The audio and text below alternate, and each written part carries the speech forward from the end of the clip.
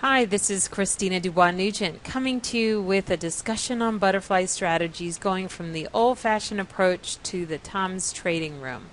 So when I go in and I take a look at using the option chain to create a trade candidate, knowing that in this case, if you've been following some of the technical analysis videos, I looked at Disney, dated back on February 17th, expecting the stock to go to 105 in 10 days. I'm only going to look at that particular version. I'm going to go ahead and leave it percent to double and say the center of the trade that I'm looking to do is at 105.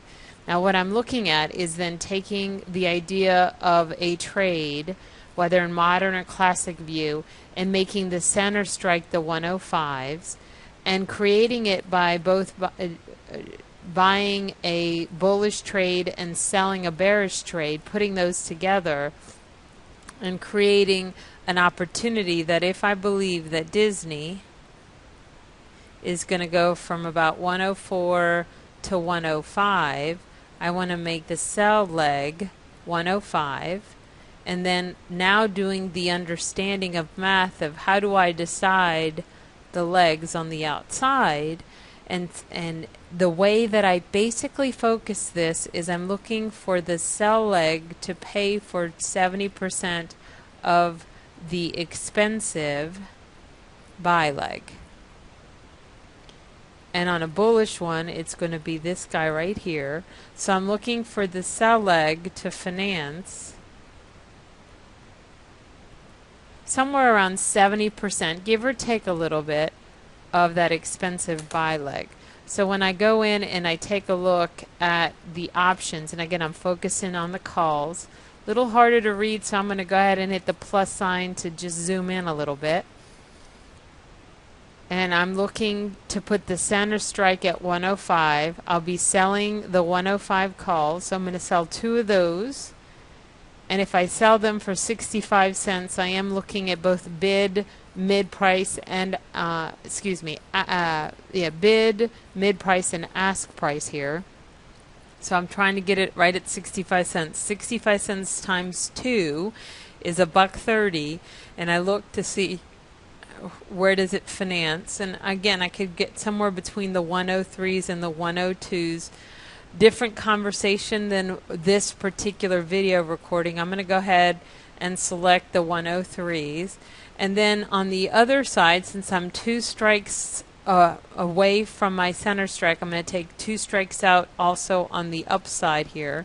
So I'm going to do a 103 by 105 by 107, and then I'm going to hit the risk graph 2, and what I've done then is create a trade where the 105 is my sell leg, and a little bit more than 70% is financing this expensive buy leg, which ends up being 103. The distance between the two strikes is 2 points. So over on the top, I'm also going to want to put 2 points. I'm going to make a normal butterfly. That's what I normally trade anyway, at 107. So I'm creating a 103, 105, 107. Now what we're really doing is creating 2 different trades. We're doing a bullish debit spread, and then we're also doing a credit spread on top of it, where the stock is trading somewhere around here. Actually, that's not true. It's more like right in here because it's at 104 and change. And what I want is the stock to move ever so slightly to 105 to get my profit potential. So when I take a look at that particular example, here's the risk graph, and please take a look at the risk graph explanation. I've done a series on risk graphs as well using this particular example, so please go in and take a look at that. What you're seeing is a 3-legged trade. I'm going to zoom in a little bit, but what you're seeing is the very picture of my more primitive, if you will, risk graph where you have 103, 105, 107. I have 103, 105, 107. I'll prove it to you because I'm going to really zoom in. I'm going to zoom in from 100 to 110 so you can see it in $1 increments. How do I do that? Scrolling at the bottom, I'm going to look at 100, 110, and then I'm going to just hit apply the settings to risk graph, and it's going to zoom in for me.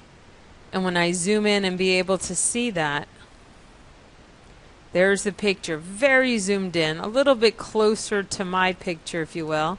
Ooh, I went past it.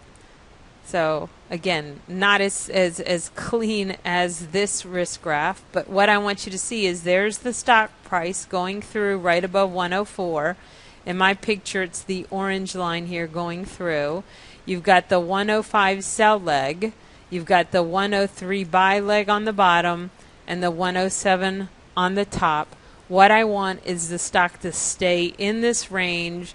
And what I want you to notice, and again, look at the risk graph discussions that we have saved for you, is how time works for you.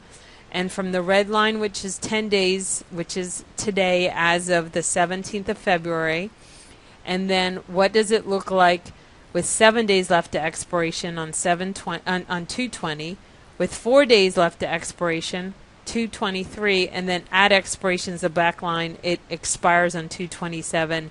Notice from red to blue to green, what direction is it going into? From red to blue to green, it's going into the profit zone. So even if the stock stays where it is now, time is working for me, and over time I'm going to make money. And as you can see with this more advanced features of the tool, as I hover here, you can see for just over $50 of cost, I have the potential, if the stock just stays where it's at, to make $21 of profit per position. Now, if the stock moves from 104 to 105, you can see that I'm getting into more profitable areas, especially as time goes by. So wanting you to see the risk graphs.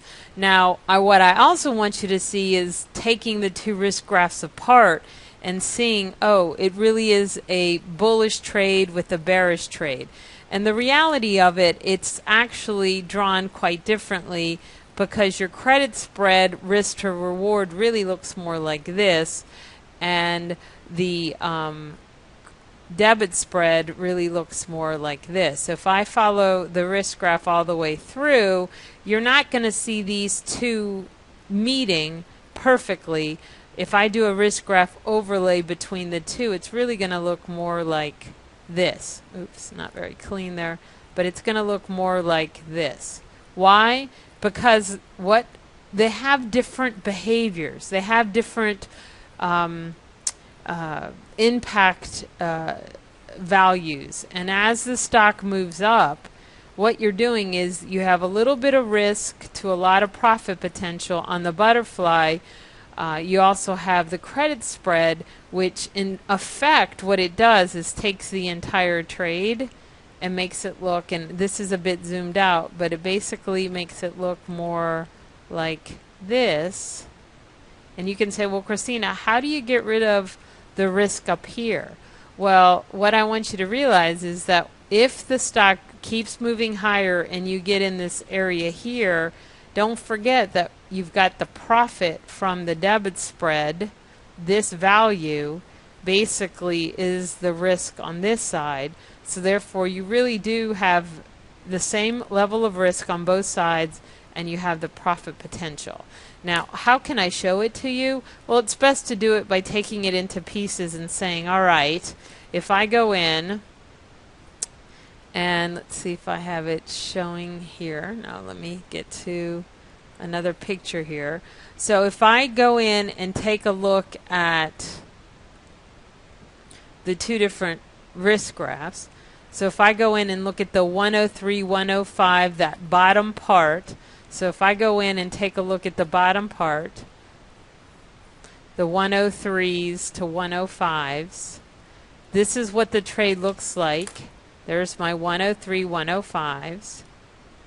When I look at the risk graph, here's where the stock is trading now. It's basically in the profit area. I'm having time work on my side, and the most I can lose when I'm wrong is 872, but the most I can make is 496. That's what it's saying in this scenario.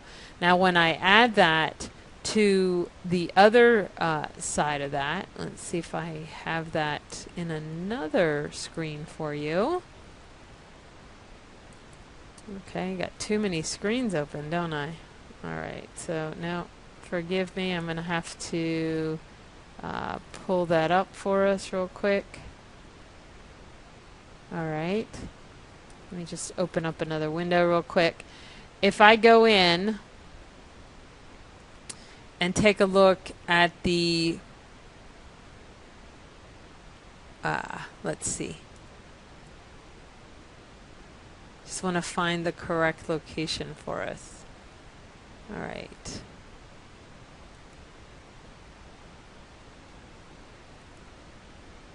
All right, let's go out and create one. So I'm going to go out and create the top part of that. So I'm going to go to the put side. I'm going to first make sure I've got nothing else open, so I'm going to clear that out. Actually, I'm not going to create it with puts. I'm going to create it with calls. So I'm going to go in and just do the top side. So for clarification, I'm going to sell the 105s -1 and create the top part. So what I want to do is show you how you do the math together. Not necessarily what you have to understand, but I want you, if you feel like you're the kind of person that likes to dig under the hood and really get how the strategy comes together. There is your credit spread. I'm taking in 49 cents of credit, or $49 of credit for the trade against $151 of risk. So my reward to risk is indeed different. My reward potential versus my risk. When I do compare that to add that green section, my reward to risk is quite different. So when I go in and take a look at that same picture, let me do that the correct way. So what you're looking at is a scenario. Let me put my break-even line in here so you can see it, where I'm doing a little bit of reward potential to a lot of risk, if you will. All I'm doing is this credit. This is a credit that came in. That credit is going to be added to your debit, so your net level of risk is actually going to go down in the trade. So when I take this and I add the $49 to the $872 of debit, so basically what I'm saying is I'm going to credit myself that difference. So that $872 minus the 49 is going to decrease my risk exposure. It's going to give me an even better relationship with theta and vega, which we just started talking about.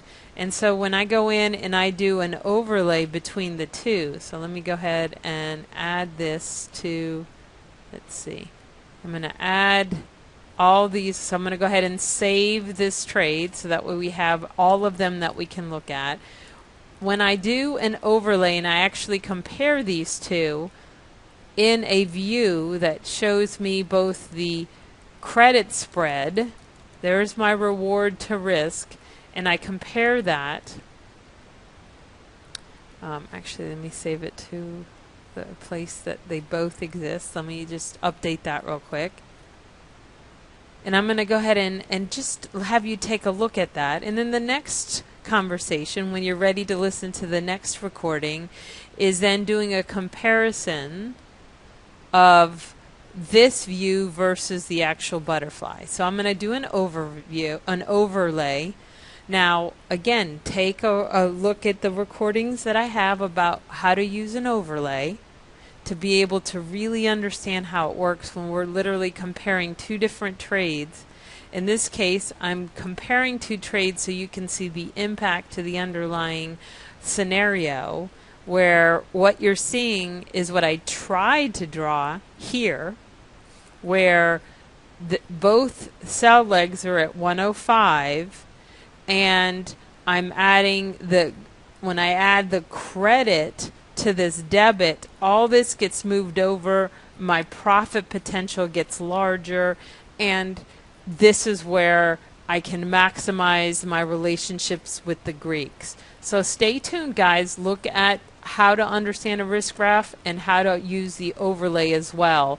And there will be more conversations now of understanding the butterfly and going from taking two trades to indeed one butterfly trade. Thanks, guys.